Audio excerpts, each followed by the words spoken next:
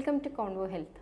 ഞാൻ doctor Rishija Nameer, Aims homoeopathy rheumatology and arthritis clinic. Carpal tunnel syndrome നമ്മുടെ കൈപ്പത്തിയിൽ, especially ഉള്ളം കൈയിൽ ഉണ്ടാകുന്ന തരിപ്പ്, വേദന, കടച്ചിൽ, ഇത് ചിലപ്പോൾ ഷോൾഡർ വരെ എക്സ്റ്റെൻഡ് ചെയ്യുന്നു. ഇതാണ് ശരിക്കും കാർപ്പൽ ടണൽ സിൻഡ്രോമിൻ്റെ ടിപ്പിക്കൽ സിംറ്റം. രാത്രി ഒരു ഉറങ്ങി എഴുന്നേറ്റ് കഴിഞ്ഞാൽ കൈ കുടയേണ്ടതായിട്ട് വരും. ഇങ്ങനെ അനുഭവപ്പെടുന്നുണ്ടെങ്കിൽ നമ്മളത് കാർപ്പൽ ടണൽ സിൻഡ്രോം ആണെന്ന് സംശയിക്കാം. നമ്മുടെ സമൂഹത്തിൽ ഒരു 10-15% ആളുകൾ ഈ ഒരു ബുദ്ധിമുട്ട് അനുഭവിക്കുന്നുണ്ട്. ആക്റ്റീവായിട്ടുള്ള ഏജിൽ, അഥവാ ഒരു 30 മുതൽ 50 വയസ്സ് വരെയുള്ള ആക്റ്റീവ് ഏജിലാണ് ഇത് കൂടുതൽ കാണുന്നത്. റിസ്റ്റ് ജോയിൻറ്റിൻ്റെ അമിത ഉപയോഗം കൊണ്ടാണ് വരുന്നത്. കീബോർഡ് ആർട്ടിസ്റ്റ്, മ്യൂസിഷ്യൻസ്, പിന്നെ കീബോർഡ് മൗസ് ഉപയോഗിക്കുന്ന കമ്പ്യൂട്ടർ എഞ്ചിനീയർ, സോഫ്റ്റ്വെയർ ഫീൽഡിൽ വർക്ക് ചെയ്യുന്നവർ, പിന്നെ നമ്മുടെ വീട്ടമ്മമാർ ഒരുപാട് ജോലികൾ ചെയ്യുന്നു. ഈ റിസ്റ്റ് കൊണ്ടാണ് ചെയ്യുന്നത്. തേങ്ങ ചിരവുക, നമ്മൾ കറിക്ക് അരിയുന്നുണ്ട്, പാത്രം കഴുകുന്നുണ്ട്, ഹോൾഡ് ചെയ്യുന്നുണ്ട്, കുഞ്ഞുങ്ങളെ എടുക്കുന്നുണ്ട്. അപ്പോഴൊക്കെ ഈ കൂടുതൽ നമ്മൾ റിസ്റ്റാണ് വർക്ക് ചെയ്യുന്നത്. ഇങ്ങനെ ഓവറായിട്ട് റിസ്റ്റ് യൂസ് ചെയ്യുമ്പോഴാണ് ഈ കാർപ്പൽ ടണൽ സിൻഡ്രോം എന്നുള്ള ഈ കണ്ടീഷൻ വരുന്നത്. ഇവിടെ നമ്മുടെ റിസ്റ്റിൽ ഒരു ടണൽ പോലെയുള്ള സ്ട്രക്ചറാണുള്ളത്. അത് ഈ 5 വിരലുകളുടെ ബോൺസ്, പിന്നെ അതിനോടനുബന്ധിച്ചുള്ള ലിഗമെൻറ്റ്സ്, അത് അറ്റാച്ച് ചെയ്തിരിക്കുന്നത് സൈനോവിൽ ഷീത്ത്, ഇതൊക്കെ ഈ ടണലിനകത്തൂടെ പാസ് ചെയ്യുന്നു. നമ്മുടെ ടണൽ പോലെ ആണെന്ന് പറഞ്ഞല്ലോ, ഈ റിസ്റ്റിൽ ഇവിടെ ഒരു ടണൽ പോലെയുണ്ട്. അതിനകത്ത് ലിഗമെൻറ്റ്സിലൊക്കെ നീർക്കെട്ട് വരുമ്പോൾ ആ നീർക്കെട്ട് കാരണമാണ് നമ്മുടെ ഈ മീഡിയൻ നെർവ് പ്രസ് ആവുന്നത്. മീഡിയൻ നെർവിന് കംപ്രഷൻ വരുമ്പോഴാണ് പെയിൻ വരുന്നത്. ഒബീസിറ്റി, പ്രഗ്നൻസി, തൈറോയ്ഡ് പ്രോബ്ലംസ് ഉള്ളവർ, ഇവർക്കൊക്കെ ഇതിൻ്റെ ഒരു റിസ്ക് കൂടുതലാണ്. അതായത് റുമറ്റോയ്ഡ് ആർത്രൈറ്റിസ്, ഇതൊക്കെ ഉള്ളവർക്കാണ് ഇതിൻ്റെ റിസ്ക് കൂടുതലായിട്ടുള്ളത്. നമ്മുടെ ഈ റിസ്റ്റ് ജോയിൻറ്റ് നമുക്ക് കണ്ടാൽ അറിയാം, നമുക്ക് ഇവിടെ ഈ കൂടുതലും ഇവിടെ തിക്നെസ് കുറവുമാണ്. എന്നാൽ ഈ കാർപ്പൽ ടണൽ സിൻഡ്രോം, ഇവിടെ നെർവ് കംപ്രഷൻ വരുന്നവർക്ക് ഇതൊരു റൗണ്ട് ഷേപ്പിലായിരിക്കും. നമ്മൾ ഒബീസിറ്റി ഉള്ളവരെ കണ്ടാൽ ഒരു റൗണ്ട് ഷേപ്പിലായിരിക്കും, അപ്പോൾ കംപ്രഷൻ കൂടും. അതാണ് ഇതൊരു റിസ്ക് ഫാക്ടറാണെന്ന് പറയുന്നത്, ഒബീസിറ്റി. പിന്നെ ഡയബറ്റീസ് ഉള്ളവർക്ക് വരാം. പിന്നെ മെൻ്റൽ സ്ട്രെസ്സും ഒരു കാരണമാണ്. മെൻ്റൽ ആൻഡ് ഫിസിക്കൽ സ്ട്രെസ്സ്, അതും ഇങ്ങനെ ഒരു കാരണം. ഹെറിഡിറ്ററി മറ്റൊരു കാരണമാണ്. ഇങ്ങനെയുള്ളവർക്കൊക്കെ നമ്മൾ കൂടുതലായിട്ട് കാർപ്പൽ ടണൽ സിൻഡ്രോം കണ്ടുവരുന്നുണ്ട്. ഇതേപോലെ തന്നെ കടച്ചിലും ബുദ്ധിമുട്ടും തരിപ്പും അനുഭവപ്പെടുന്നതാണ് ഈ സ്പോണ്ടലൈറ്റിസ് പോലുള്ള രോഗങ്ങളും. നമ്മുടെ ഡിസ്കിൻ്റെ പ്രോബ്ലം കൊണ്ടൊക്കെ ഉണ്ടാവും. എന്നാൽ ഒരു ക്ലിനിക്കിൽ എത്തിയിട്ട് ക്ലിനിക്കൽ എക്സാമിനേഷൻ നടത്തുമ്പോൾ നമ്മൾ ചില കാര്യങ്ങൾ നോക്കും.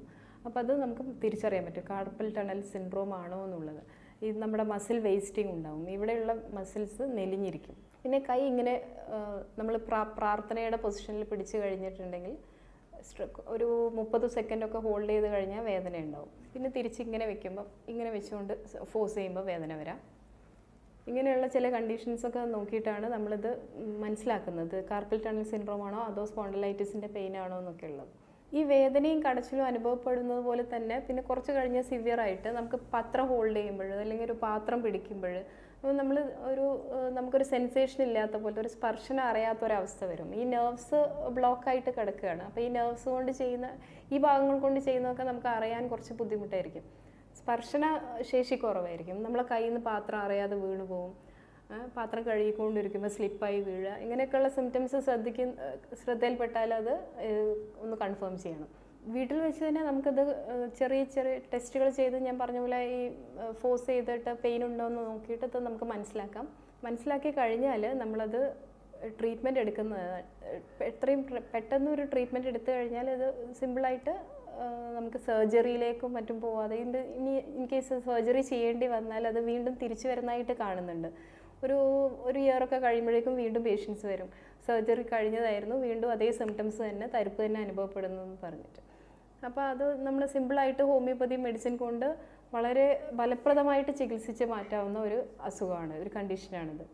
പിന്നെ ഇത് നമ്മൾ കുറച്ച് എക്സസൈസ് വീട്ടിൽ ചെയ്യുക. ഈ സ്ട്രെച്ചിങ്, റിസ്റ്റ് സ്ട്രെച്ച് ചെയ്യുന്നത്, ഈ ക്രിക്കറ്റ് കളിക്കുക, ഡ്രൈവ് ചെയ്യുക, അങ്ങനെയുള്ള കൂടുതലായിട്ട് അങ്ങനെ ചെയ്യുന്നവർക്കൊക്കെ ഇത് കാണുന്നുണ്ട്.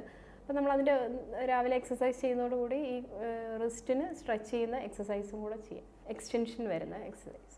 ഇത് സ്റ്റാർട്ടിങ്ങിൽ കാണുകയാണെങ്കിൽ നമ്മൾ ചെറിയ ചില എക്സസൈസുകൾ ചെയ്ത് കഴിഞ്ഞാണെങ്കിൽ ഇത് ഒരു പരിധിവരെ നമുക്ക് കൺട്രോൾ ചെയ്യാൻ പറ്റും. വെയിറ്റ് കുറയ്ക്കുക, തൈറോയ്ഡ് പ്രോബ്ലംസ് കൺട്രോൾ ചെയ്യുക, റുമറ്റോയ്ഡ് ആർത്രൈറ്റിസിൻ്റെ സിംറ്റംസ് ഉണ്ടെങ്കിൽ റുമറ്റോയ്ഡ് ആർത്രൈറ്റിസ് ആണോ എന്നുള്ളത് കൺഫേം ചെയ്ത് അത് ട്രീറ്റ് ചെയ്യുക. പിന്നെ പ്രഗ്നൻസി റിലേറ്റഡ് ആണെന്നുണ്ടെങ്കിൽ അതിനുള്ള ട്രീറ്റ്മെൻറ്റ് എടുക്കുക. അങ്ങനെ നമ്മൾ ഹോർമോൺ റിലേറ്റഡ് ആണെങ്കിൽ ആ ട്രീറ്റ്മെൻറ്റ് എടുക്കുന്നതോടൊപ്പം ചില എക്സസൈസുകളും കൂടെ ചെയ്യാം. പെയിൻ കുറയ്ക്കാൻ വേണ്ടി നമ്മൾ മരുന്ന് കഴിക്കാം, അതോടൊപ്പം തന്നെ കുറച്ച് എക്സസൈസും കൂടെ ചെയ്യാം. നമ്മളെ ഇവിടെ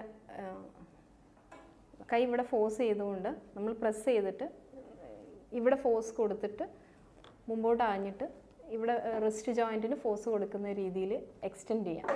പിന്നെ നമ്മുടെ ഈ വിരലുകൾ ഇങ്ങനെ ചെറിയ എക്സസൈസുകളൊക്കെ ചെയ്ത് കഴിഞ്ഞാൽ ഇതിന് കുറച്ച് ആശ്വാസം കിട്ടുന്നതാണ്.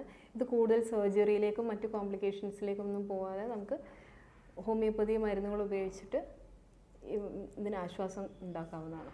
ഈ കാർപ്പൽ ടണൽ സിൻഡ്രോമിൻ്റെ സിംറ്റംസ് കുറയ്ക്കാനായിട്ട്, വേദന എന്നുള്ള കുറച്ച് ബുദ്ധിമുട്ട് കുറയ്ക്കാനായിട്ട് നമുക്കിത് വീട്ടിൽ ചെറിയ ചില കാര്യങ്ങൾ ചെയ്യാം.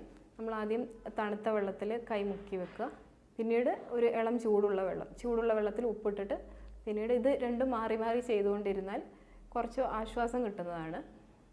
അതോടൊപ്പം തന്നെ നമ്മൾ ഏറ്റവും അടുത്തുള്ള ഒരു ഡോക്ടറെ കണ്ട് ട്രീറ്റ്മെൻറ്റ് എടുക്കുകയാണെങ്കിൽ ഇത് കോംപ്ലിക്കേഷൻസിലേക്കൊന്നും പോവാതെ നമുക്ക് കൺട്രോൾ ചെയ്യാൻ പറ്റും.